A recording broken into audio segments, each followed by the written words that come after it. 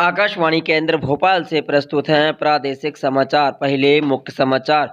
उच्चतम न्यायालय ने 3 नए कृषि कानूनों को अमल पर अगले आदेश तक रोक लगाई। गतिरोध को सुलझाने के लिए विशेषज्ञ समिति का गठन किया।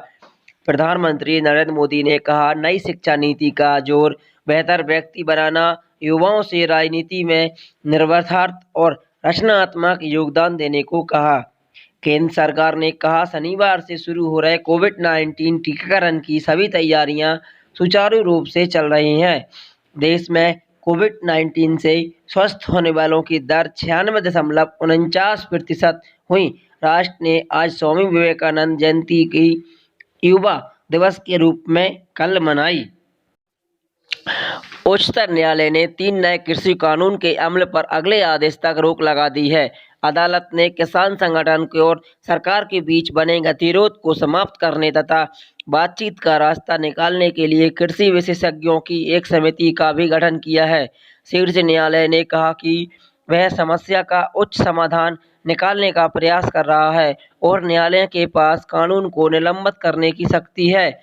मुख्य न्यायाधीश एस.ए. बोबड़े की अध्यक्षता वाली पीठ ने कहा कि जो लोग गतिरोध को दूर करने के लिए वास्तविक में इच्छुक हैं, वे समिति के समक्ष अवश्य उपस्थित होंगे। उच्चतम न्यायालय की यह पीठ संसद द्वारा पारित 3 नए कृषि कानूनों की संवेदनाधीन वैधता को चुनौती देने वाले याचिकाओं की सुनवाई कर रही थी। पीठ ने कहा कि हम इस कानून की वैधता के बारे में चिंतित हैं तथा प्रदर्शनों के कारण नागरिकों के जीवन और संपत्ति की सुरक्षा के लिए भी गंभीर हैं। मुख्य न्यायाधीश ने कहा कि गठित की गई समिति कोई आदेश पारित नहीं करेगी और न ही किसी को दंड देगी, बल्कि वह अपनी रिपोर्ट उच्चतम न्यायालय को प्रस्तुत करेगी। उन्होंने कहा कि इस मामले में समिति न्यायिक प्रक्रिया एक हिस्सा है। न्यायालय ने 26 जनवरी को गणतंत्र दिवस परेड के दौरान ट्रैक्टर रैली पर रोक लगाने संबंधी दिल्ली पुलिस की याचिका पर किसान संगठनों को नोटिस भी जारी किया।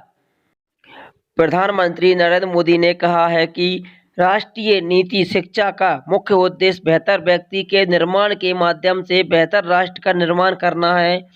उन्होंने कहा कि नई शिक्षा नीति में युवाओं की समझ और उनके निर्णयों तथा सोच का विकास करने को प्राथमिकता दी गई है।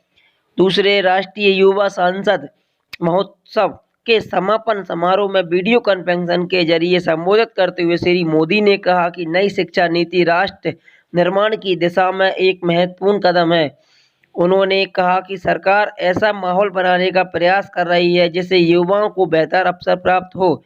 स्वामी विवेकानंद का जिक्र करते हुए श्री मोदी ने कहा कि स्वामी जी ने हमेशा नौजवानों की शारीरिक और मानसिक दोनों ही क्षमताओं के विकास पर जोर दिया।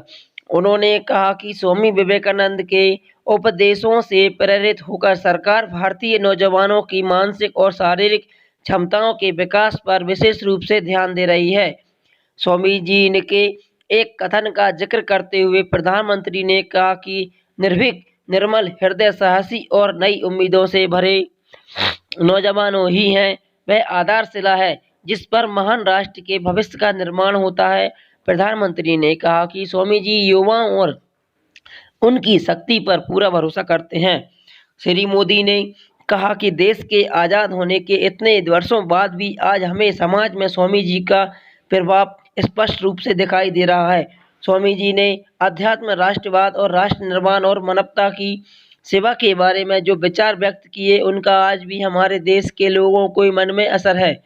प्रधानमंत्री ने कहा कि स्वामी विवेकानंद ने हमें एक और बहुमूल्य उपहार दिया और वह उपहार व्यक्तियों के माध्यम से संस्थाओं के निर्माण के रूप में था। उन्होंने कहा कि आज भी लोग स्वामी जी के प्रेरणा लेकर महान संस्थाओं का निर्माण कर रहे हैं। इस तरह की संस्थाओं से जुड़े लोग स्वामी जी के बताए रास्ते पर चलते हैं और अन्य लोग उन्हें प्रेरित करते हैं। प्रधानमंत्री ने कहा कि हमारे स्वाधीनता सेनानियों पर स्वामी विवेकानंद का बड़ा प्रभाव था और उन्होंने जो कार्य किया उससे युवाओं में राष्ट्रभक्ति की भावना का संचार हुआ। श्री मोदी ने कहा कि लोगों के मन में यह धारणा बना गई है कि अगर कोई नौजवान राजनीति के क्षेत्र में जाता है तो वह बर्बाद हो जाएगा। लोग यह भी मानते लगे कि सब कुछ बदल जा सकता है, लेकिन राजनीति नहीं बदल सकती। अगर आपको ये जानकारी अच्छी लगी हो तो हमारी वीडियो को लाइक शेयर करें और हमारी वीडियो को सब्सक्राइब करना ना भूलें।